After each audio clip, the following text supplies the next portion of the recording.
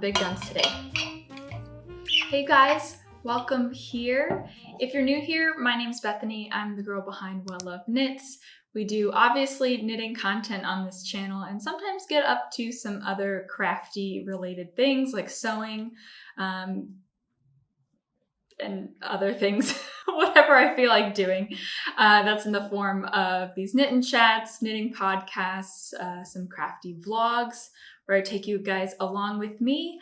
But this week I wanted to sit down and chat with you. So if you're looking for a friend to knit with, you have come to the right place. I wanted to start off by showing you guys this dress. So if you caught up with me last time, you know that I was working on a black linen tiered dress and I have finished it and I'm so happy with how it turned out. I want to say a huge thank you to you guys for your suggestions on how to do gathers properly, because I really feel like some of your suggestions really helped me. One of which I really want to shout out was a suggestion about gathering with elastic. So shearing elastic, if you've ever made a sheared top or shirred top, yeah, using that elastic that you put in the bottom bobbin can really help with gathers. And I did that and it worked perfectly. And I just wanted to say a huge thank you for that comment specifically. And then also all the other suggestions, definitely. I know shirring elastic was kind of like an extra step and might be a little wasteful, but for someone like me, I really have been just struggling and wrestling with gathers because I'm so particular about how they sit. I want them to be completely even. And before I was always getting just really gathered in one spot and not so gathered in another. And that really frustrated me. And regardless of how many gathering threads I actually put in, the same thing would happen. So I'm just really over the moon with that shirring elastic hack. And I hope maybe that's your first time hearing about it. If someone out there, if you're having a hard time with gathers, definitely give that a try, because now I have a beautiful dress that's all finished and it's perfect because it is very hot today. So if I am sweating, if you can see sweat on me, I'm really sorry about that. I can't do anything about it in editing magic. My fellow American friends will be shocked to know that we don't have electricity. We don't have air conditioning in this apartment. In fact, actually in Belgium, and I want to say most of Europe, houses are typically without AC, or at least apartments are. So pray for me that I can get through this. I have this big bottle of water here, so I'm going to probably be taking some sips, and I hope you guys stay hydrated and yeah, just take care of yourselves in this heat while we're knitting up probably things that might be contributing to how warm we feel. So that's you. I feel you. Let's get through this together. So anyway, I touched my work in progress, so I'm going to share it with you what I am working on. I have a new whip today because I needed something that was a little less complex, something small, and I didn't really want to work on the Sunday suit again. I wanted to switch it up a little bit, and I had some inspiration last night because I was looking for something small. I was like, you know, what else does baby need? And I wanted to do a bonnet. And so, of course, I got one from Petite Knit. It's the Anchor bonnet, Anchors bonnet, Anchors. And I cast it on last night, and I think I'm on track to finish it today because, you know, a newborn bonnet is only so big. It's actually quite tiny. This might give you a better idea of how it's going to look. Basically, it's that signature Anchors motif. Similar to her Sunday line, she has an Anchors tee line for women, children, and men, I also think. So this just has that 1x1 rib with a little bit of a groove in between, you know, the different rows. Don't really know how to describe that one. But it was also a perfect project because I'm looking to kind of work up my scraps as well. So I was boring Molly, so I guess she wanted to leave. This is some leftover yarn that I have from my seaside sweater. So this is the brown nougat colorway in Knitting for Olive Merino.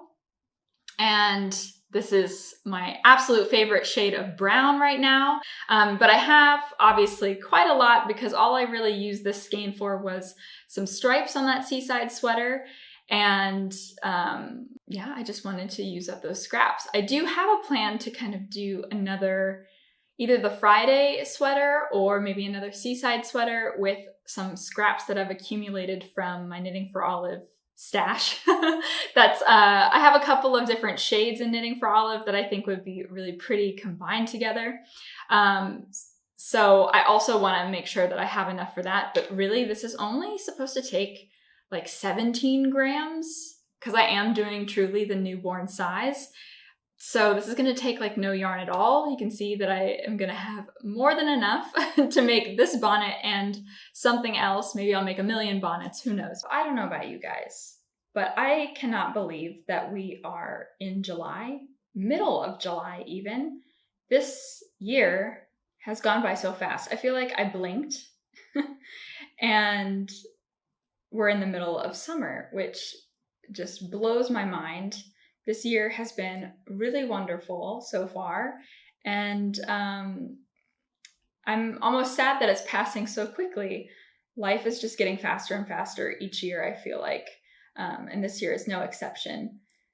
So that kind of realization made me stop and think about how I envisioned this year to go. In January, I actually made a video to kind of celebrate the new year, and I'm one of those people that loves to make goals and set intentions and resolutions for myself. And that to me is one of the joys of a new year, is like a clean slate and thinking about all of the possibilities in the year. So at the beginning of this year, that was something that I wanted to do. I created a list of my knitting specific goals to share with you guys. And I thought that it would be a good time now to check in because, you know, it's been more than half a year, which is crazy. This is also inspired by Lisa's Knit Club. She is another knitting YouTuber here on YouTube. She's a crafter, she's a knitter, she does other interesting crafty things. She's a lot of fun to follow, so I would definitely recommend you guys go check her out. But she recently did a video similar to this where she was looking at her intentions that she set. I think she made a video at the very beginning of the year as well with her intentions, and she just did a little check-in to see how she's going with them. And that's exactly what I wanted to do for myself as well, and I wanted to share it with you guys. And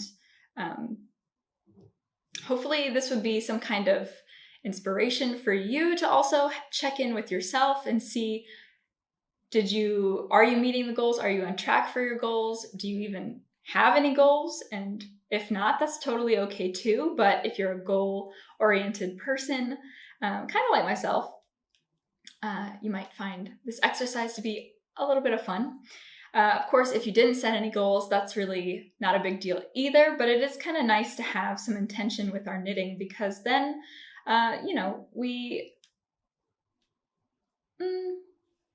just for me personally, I like to have these goals and I like to have these intentions and kind of remind myself why I'm knitting, or who or what am I knitting for, and how I want to continue to improve in this craft. So I have the book. I didn't go back and watch the video, but I have the book in which I wrote down my knitting resolutions. And this book, funnily enough, was meant to be a knitting journal throughout the year that I was really, really going to be good about and update very frequently. I'm going to be honest with you that did not happen. I haven't really, I've gone through a few pages, but certainly not as many as I was kind of anticipating myself to have gone through. This definitely has been taken over by my gynecologist appointments. So I keep notes about baby stuff in here more than I do knitting stuff at the moment. But in the first few pages were definitely knitting related. So these resolutions, my posting schedule, yarn stash, and then some other kind of project diary type things. So I'm on the knitting resolutions page and I have this whole list in front of me, and we're just going to go through each bullet and I'm going to rate myself on how I've done and kind of give some perspective. Maybe also we'll figure out if I need to adjust my resolutions at all. If I'm going to meet them, should I abandon them? Because also abandoning the goals is okay too.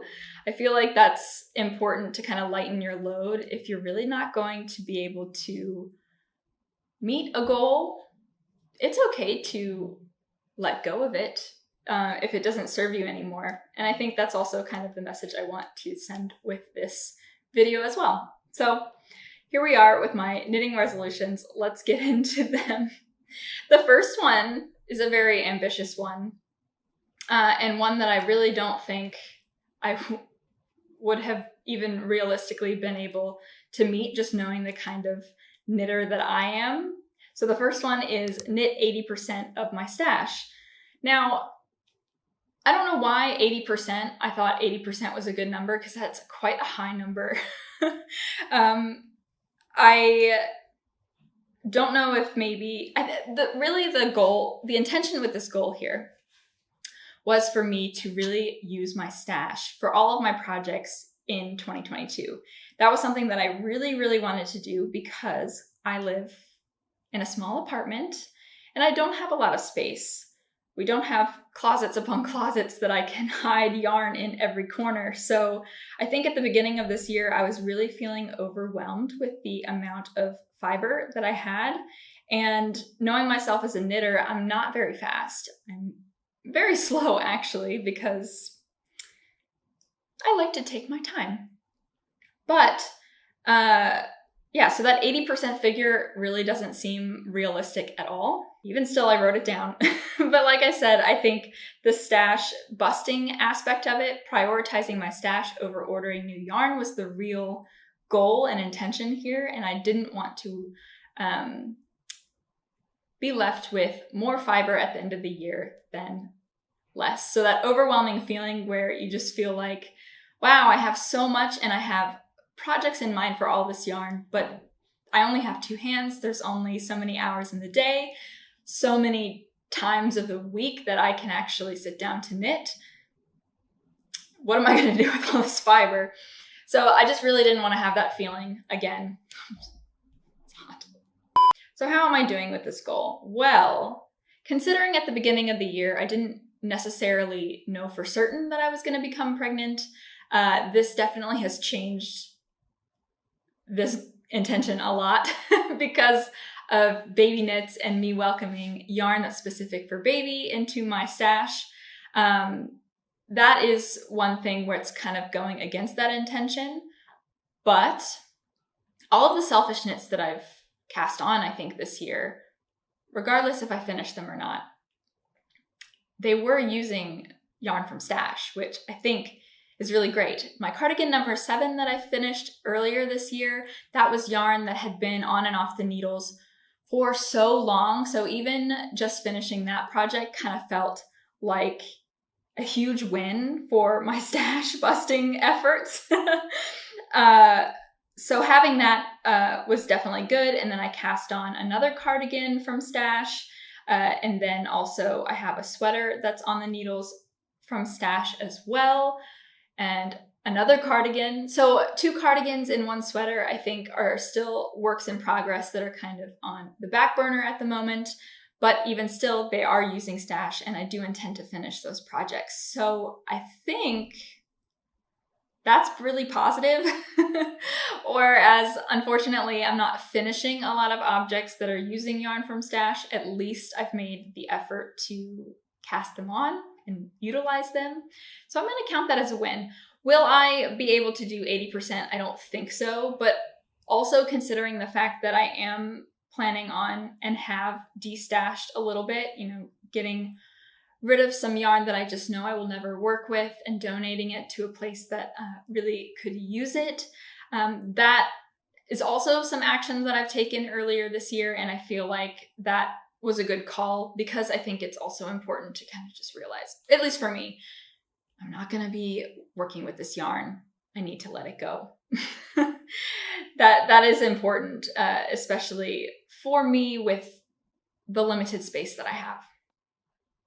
So the next intention that I set was on the same vein of my stash. So if I do welcome new yarn, it needs to be an intentional purchase. I really need to think through the purchase and make sure that I'm not buying yarn at an impulse and I'm going to create something with it very soon.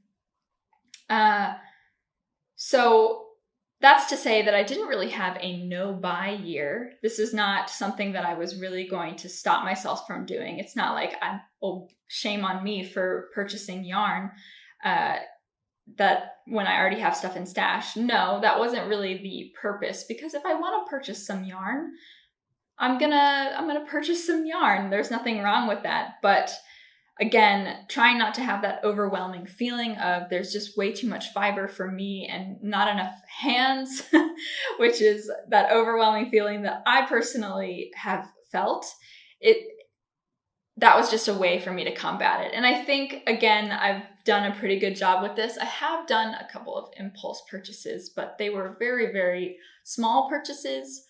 One was for a tank top that I haven't cast on for myself because selfish knits are not a priority, but even still, I wanted the yarn and the yarn was very cheap. I don't have to explain myself. But the big thing that I'm thinking of is all of the baby yarn that I have purchased to knit up all of these patterns for baby that's coming. And that was very intentional because I didn't have the yarn in my stash. So there was really no way for me to knit from stash for some of these projects because I needed to make sure the fiber content was a specific way. So I think I'm doing an okay job with that. I certainly am not buying a lot of yarn unnecessarily. So that is a huge thing for me. And I'm very proud of myself for doing that or for not doing that. And I think, there's nothing wrong with buying yarn that you like. I just don't want to buy yarn because it's pretty and have it sit in my stash for a really long time. I think you're kind of getting that my personality is very much like, I need it to have some sort of purpose. I love items with a purpose. I love clothing items with a purpose, products and things. If I have a lot of unnecessary items, it kind of stresses me out and gets me a little anxious. So I think that's kind of like a new trait for me in adulthood. So this is just a way to kind of keep myself in check to make sure that I don't get that feeling. This year, another goal of mine was to prioritize smaller needle projects.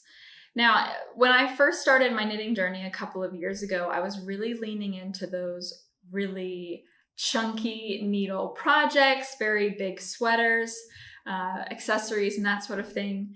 I really loved 10, 12 millimeter needles and really super bulky, super chunky yarn. And I still really think that that was really great for me at the time. And I think that's awesome for anybody who's a beginner who's trying to get into knitting, because really chunky projects just help you build your confidence and help you finish a project so that you are more likely and more interested to continue with knitting and stick to it and learn more stitches, more types of projects, kind of dive into the craft a little bit more. I definitely think that that is a huge motivator, or was a huge motivator for me at the time.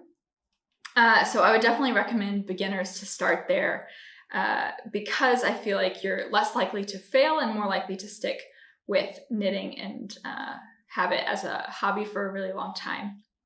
But that being said, I've kind of been there, done that with all of the chunky knits that I personally have wanted to create for myself. And at the beginning of this year, I had kind of thought through, okay, well, what's missing in my wardrobe? Because I am very much a garment knitter. I don't know why I said it like that, knitter. I'm very much a garment knitter and wanted to, I always want to create things that I'm going to get a lot of wear out of. That's the whole purpose, the whole mission behind Well Loved Knits, is to make what you love. And for me, I discovered in 2022 what I really wanted was to prioritize those smaller needle projects, because I feel like they're more versatile. Chunky needles are really only good for cold weather projects, and I live in a pretty mild climate. I mean, it gets really cold in wintertime, but for the rest of the year, I can actually wear knitwear, except for the heat waves of a small portion of the summer. Smaller needle projects, smaller needle knits, like smaller gauge, would be a lot more versatile for the climate that I'm in. So I figured if I was going to spend the time to knit the project, it would be really great if it were in that smaller gauge. So a little bit lighter, a little bit more versatile for spring and fall, and even winter time if I layered up quite a bit. So that's where I was kind of seeing in my me-made wardrobe what was missing, which is why I set this intention. How am I doing with it? I actually think I'm doing really well, but that's not even for myself. It's because of baby knits. So all of the projects that I've been working on in the last couple of months have been on 3 millimeters, 2.5, or 4. And yeah, that's as large as it's really gotten. There's something to be said about baby knits in general, just because they're very small, they're very quick, very easy to get through.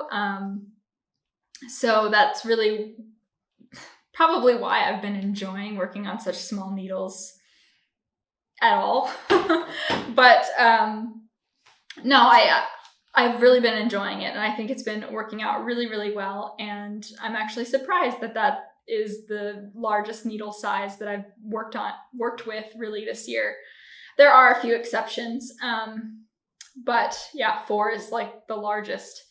So, and I'm going to continue to knit with them. I actually really enjoy it. I love this size right here. This is a 3 millimeter needle, and I'm surprised to even say that all of my whips right now are kind of competing for this set of needles right here. So this is Chagu needles, 3 millimeter needles, like I said. And a lot of projects that I have require these needles. I bought these specifically because baby knits. And I didn't have 3 millimeter needles prior to this. But I actually had to take off my Sunday suit from these needles to make room for this project. So those are sitting, just waiting, unfortunately, but it should be fine. I'll be able to put them back on very, very soon, because this is just flying. So I would really recommend anybody who's interested in getting into smaller needle projects, maybe start with some baby knits. I mean, I know not everybody has a baby to knit for, but a small project like this or a hat would be really, really helpful to you, I think, if you're trying to get more comfortable with smaller needles. So another intention that I have kind of already admitted that I haven't been doing very well is to keep records of my works in progress. So actually, like I said, this book right here was meant to be my knitting journal, and I had envisioned at the beginning of this year that it was going to be full to the brim with the notes that I would take for all of the projects that I work on throughout the course of this year. Now, that didn't really happen. Like I said, this has been taken over by my gynecologist appointments, to be honest.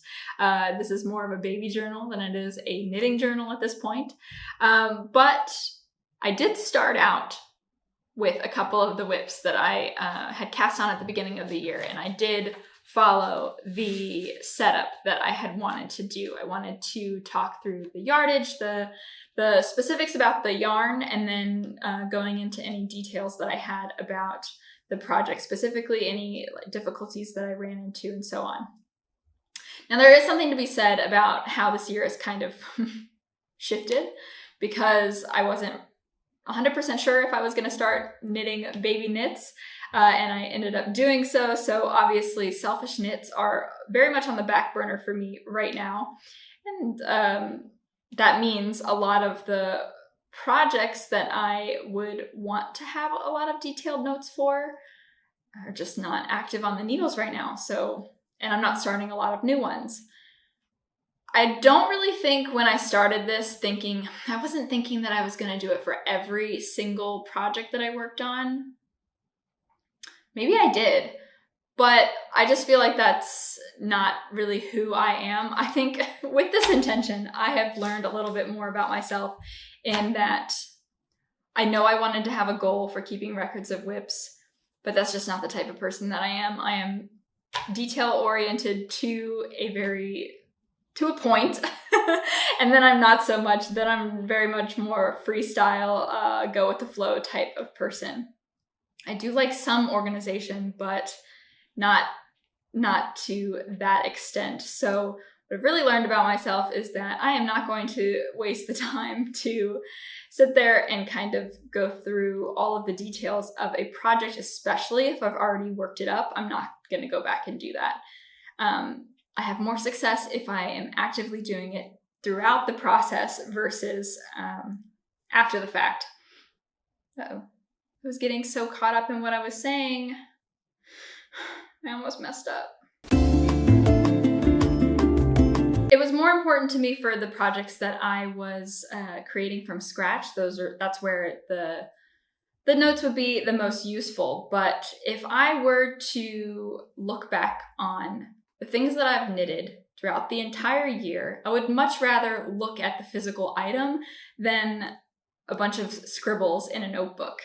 And I think that's what I was envisioning at the beginning of this year. I was like, oh, I would love to kind of flip through and see all of the work that I did. But I mean, that's one glimpse of the work. But I feel like I would get more joy out of finding the physical item and seeing that item physically in front of me instead of the notes that I took while knitting that item. So yeah, I learned that about myself. That's not something that I am actually interested in doing, so I'm not going to hold myself to keep up with this intention. The next intention or goal that I set, this is more of a goal, was to complete a Colorwork project, which I kind of did. I have a half object that was Colorwork, which was a pair or one sock. It was a Colorwork sock that has a very beautiful motif by Summer Lee Design. I did share this sock a long time ago, so maybe I'll leave a link for the podcast that it was featured in. But I am proud of that sock. I think it looks really great. I have no idea where it is right now. Because it's just one lone sock, it is not a pair. And I will say that as much as I enjoyed the look of the finished half piece, it was not as enjoyable for me to knit as I would have liked. So I didn't cast on the second sock immediately. So I don't know how jazzed I am about Colorwork. It could just be because of it being a sock. I'm notorious for not finishing my socks as it is. But I wanted to start on something small, so I figured the sock would be probably the best option for me to really dip my toes into Colorwork without feeling completely overwhelmed. And there's a lot less of a risk with a sock, I think, than with a sweater in terms of fit issues and that sort of thing. So if I needed to frog, I would be much more comfortable in doing so with a sock than a sweater. So I'm proud of that. But I don't know. I think what I learned was I liked it. It wasn't the most enjoyable process for me. Does that mean I'll never do Colorwork again? Absolutely not. I'm definitely planning on doing Colorwork again. And I'm happy that I gave it a try because I learned a lot from that experience.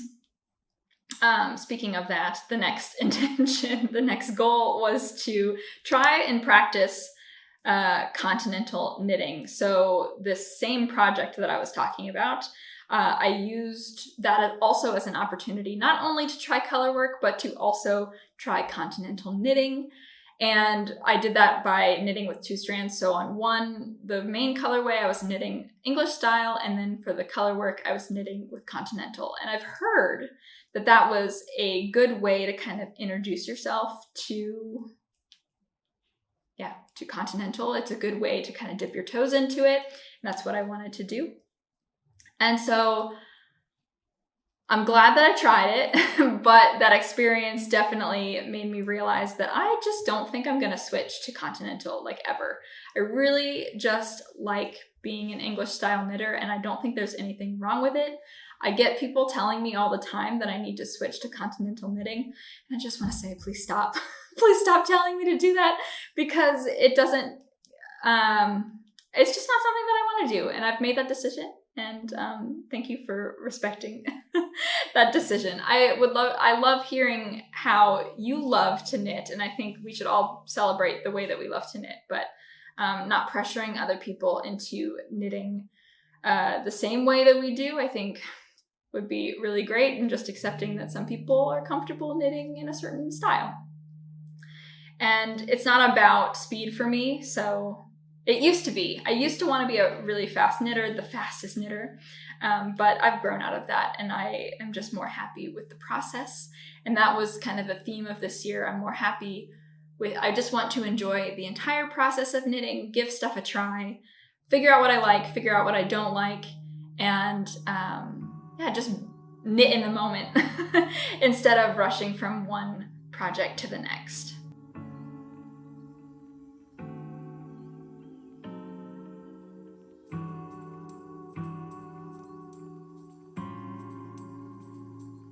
I am so sorry, by the way, if you can hear the construction that's going on. One of my neighbors is doing their entire apartment, I think, and if you can hear that buzzing sound, there's just some kind of construction going on in their apartment, and they were supposed to stop actually for this month, but they're going. So I've been trying to kind of stop and start recording around it, but I feel like at that point I'm not going to be able to finish this video. So I really hope that it's not too loud and that I'm able to kind of fix it with editing. Otherwise, please accept my apology. But let's get back to it. The next goal that I had for this year was to knit a men's sweater, which is definitely still on my knitting to-do list. I am not abandoning this one at all. It is something that I really, really would like to do. And that's only solidified throughout the course of this year as I've been working on baby knits, actually. So, typically I am a selfish knitter.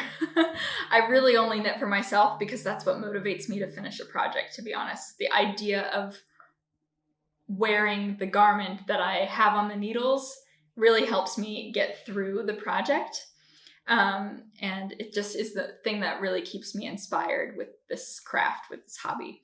But that being said, after working on all of these baby knits, I'm really just getting even more inspired by the idea of seeing somebody that I love wearing something that I've made for myself. So I've mentioned that the desire to knit my husband a sweater has definitely solidified and grown very much. And so that is something that I'm definitely prioritizing for the later part of this year. One of my bigger projects in the fall will be a men's sweater. I have some ideas on which ones what I want to knit for him. But I think I'm going to go into a little bit more detail when we're closer to that, so that, I can share my plans, my solid plans, instead of kind of the things that I'm kind of juggling between right now. But I think that I'm going to give myself a lot of time to do this one. I'm not going to kind of rush it too much. I think I'm going to have many, many months to work on it, starting maybe early autumn, and then, hopefully finishing it by Christmas. That's kind of the deadline that I'm going for. So that is something I'm very excited for. And that also goes into another intention that I really set, which was to knit for others. This year, I think I have knit for others way more than I ever have before.